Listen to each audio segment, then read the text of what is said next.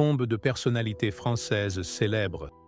Élie Kakou, né le 12 janvier 1960 à Naples, décédé le 10 juin 1999, de son vrai nom Alain Kakou, était un acteur et humoriste franco-tunisien. Il est connu pour son interprétation du personnage de Madame Sarfati, une parodie des mères juives séfarades. Il est décédé d'un cancer du poumon à l'âge de 39 ans à Paris. Biographie. Alain Kakou est issu d'une famille juive séfarade.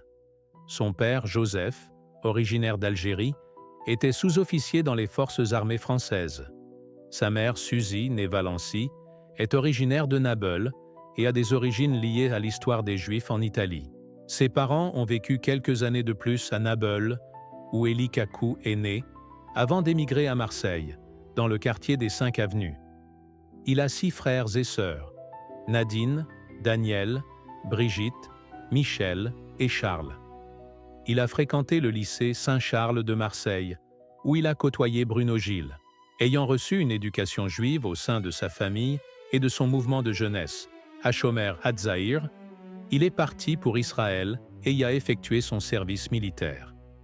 Il a fait ses premiers pas au Club Med, puis sur la petite scène du restaurant cabaret marseillais La Paillotte, fondé par le chanteur Joyeux de Cocotier et sa partenaire Elisabeth Meissirel. Parallèlement, il étudie la prothèse dentaire et obtient son diplôme. La France le découvre en 1991 dans l'émission télévisée La Classe sur FR3. En 1992, il fait ses débuts officiels au théâtre Point Virgule à Paris. Repéré par sa metteuse en scène, Marie-Caroline Burnat, 2 ans auparavant, il participe à 2 reprises à la soirée Enfoiré, en 1993 et 1995, apportant au spectacle son humour et ses personnages fantasques, comme le secrétaire de presse, toujours prêt à lancer au public « Eh bien, c'est un spectacle d'humour, il faut rire ». Kakou est nommé aux Victoires de la musique en février 1995 dans la catégorie « Meilleur comédien ». Ces spectacles hauts en couleur rencontrent un vif succès. Olympia, Paris, Zénith et Cirque d'hiver à Paris, le dernier de sa carrière. Il est surtout connu pour son personnage principal, stéréotype de juif, une caricature de la mère juive tunisienne. Peu avant sa mort, il s'est lancé dans une carrière cinématographique, apparaissant en 1997 dans Would I Lie to You, film de Thomas Gilou, dans le rôle de Rafi Stilmod. L'acteur et humoriste franco-tunisien Élie Kakou est décédé le 10 juin 1999 à Paris, à l'âge de 39 ans. Son décès est dû à un cancer du poumon. José Garcia Moreno, dit Garcimore, né le 16 novembre 1940 à Elche de la Sierra, Castille-La Manche, Espagne, est mort le 18 avril 2000 au Gué de Longrois, Eure-et-Loire, France, est un illusionniste, humoriste et musicien franco-espagnol. Garcimore utilisait l'humour pour mettre en valeur ses talents de prestidigitateur. Il obtient un grand succès à la télévision française de la fin des années 1970 jusqu'au début des années 1980, notamment auprès de l'animatrice et conférencière Denise Fabre. Biographie. Jeunesse et débuts. Fils d'un garde civil, José Garcimore apprend la musique dans la fanfare de son village, où il joue de la trompette. Devenu orphelin, il entre dans une école d'enfants de troupe, où il est affecté à la section musique. Il suit des cours au Conservatoire royal supérieur de musique de Madrid, où il reçoit un premier prix en 1962 et endosse le rôle de chef d'orchestre. Son instrument de prédilection est le tuba, mais il joue également de la plupart des cuivres. En 1967, il arrive à Paris, où il passe sans succès des auditions dans différents cabarets avant d'être embauché par l'un d'eux. Il part ensuite pour Tours, puis Marseille, où il trouve de modestes engagements. Au milieu des années 1970, il est musicien à l'Harmonie de Grenoble. Il fait ses premiers spectacles à Palavas-les-Flots avant de revenir à Paris en 1976. Biographie. Jeunesse et débuts. Fils d'un garde civil, José Garcimore apprend la musique dans la fanfare de son village, où il joue de la trompette. Devenu orphelin, Il entre dans une école d'enfants de troupe où il est affecté à la section musique. Il suit des cours au Conservatoire royal supérieur de musique de Madrid, où il reçoit un premier prix en 1962 et endosse le rôle de chef d'orchestre. Son instrument de prédilection est le tuba, mais il joue également de la plupart des cuivres. En 1967, il arrive à Paris, où il passe sans succès des auditions dans différents cabarets avant d'être embauché par l'un d'eux. Il part ensuite pour Tours, puis Marseille, où il trouve de modestes engagements. Au milieu des années 1970, il est musicien à l'Harmonie de Grenoble. Il fait ses premiers spectacles à Palavas-les-Flots avant de revenir à Paris en 1976. Maur Garcimore meurt en 2000 à l'âge de 59 ans, des suites d'un accident vasculaire cérébral dans sa résidence du Gué de Longrois, près de Chartres, commune où il est inhumé. Il est le père de 2 enfants, Florent et Rodolphe. Jean Poiret est un acteur, humoriste, metteur en scène, auteur, scénariste et réalisateur français. Né le 17 août 1926 à Paris et mort le 14 mars 1992 à Suresnes, Hauts-de-Seine.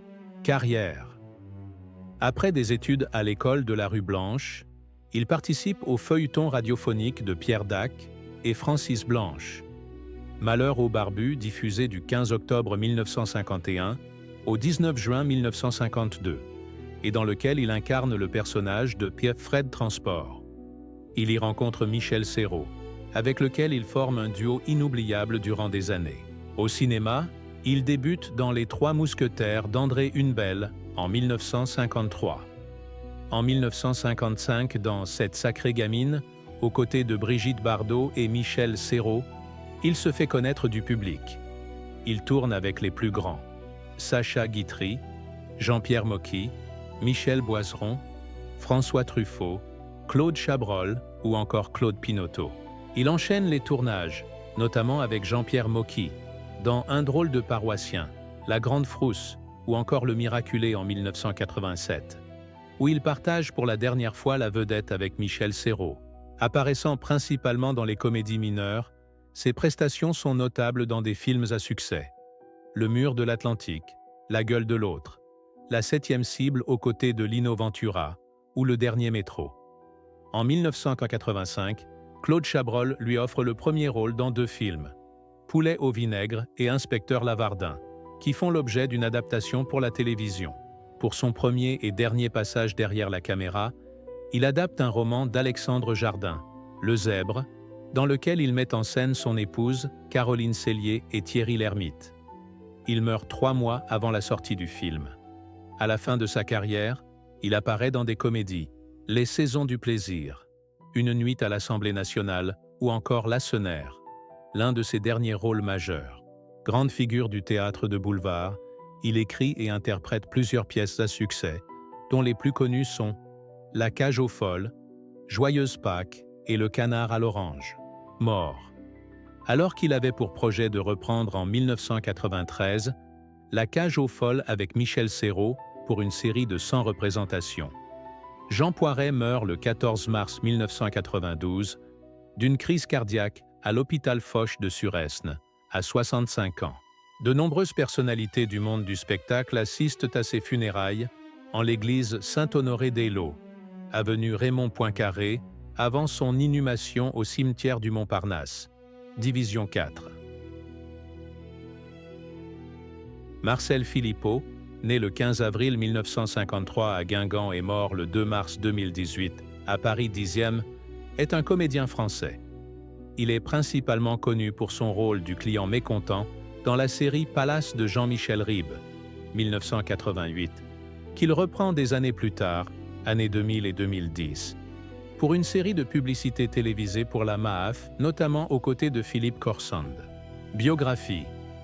Fils d'un ingénieur des constructions navales, Marcel Philippot, une fois son baccalauréat obtenu, s'installe à Paris dans une chambre de bonne du quartier Montparnasse afin de suivre les cours de théâtre de Jean-Laurent Cochet.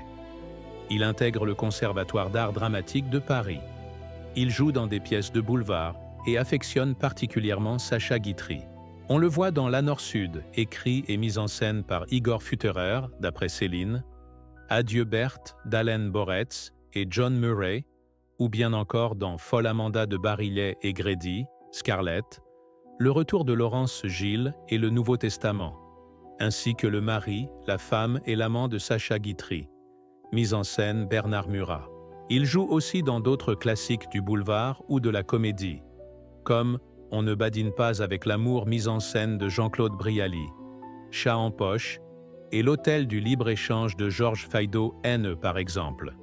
Il aime les comédies légères, où il apparaît dans des rôles prêtant à rire, Tonton, pourquoi tu tousses, Darling chérie, Double foyer de Philippe Bouvard, etc. Dans les années 1980, il fait partie du Petit Théâtre de Bouvard. Il apparaît fréquemment dans des seconds rôles de séries télévisées. Il interprète un personnage de client mécontent et impatient dans la série de Canal+, Palace, dès 1988, répétant sans cesse « Appelez-moi le directeur ». Puis « Je l'aurai un jour, je l'aurai », devenu expression culte du grand public. Il reprend le personnage dans une série de publicités télévisées de la MAF qui le montre régulièrement au grand public dans les années 2000 et 2010. Il a également interprété avec drôlerie le rôle de Monseigneur Boniface, évêque de Germanie, dans la série Camelot, réalisée par Alexandre Astier, dans le milieu des années 2000. Marcel Philippot espérait depuis développer sa carrière souhaitant sortir de son personnage de la série Palace, notamment au cinéma. Mais aucune proposition intéressante ne lui sera proposée, exception faite de son ami Jean-Michel Ribes, pour son film Bref de comptoir, 2014, qui lui confiera un petit rôle. À partir de septembre 2016, sa carrière, jusqu'alors consacrée à la comédie et au théâtre de boulevard, prend un tournant grâce au rôle de Le Auteur, qu'Arnaud Denis lui confie dans sa pièce Le personnage désincarné. Il est retrouvé mort à son domicile parisien le 2 mars 2018. La nouvelle est rendue publique le 3 mars via un communiqué de son agent Jean-Pierre Noël. La cause de son décès est gardée secrète.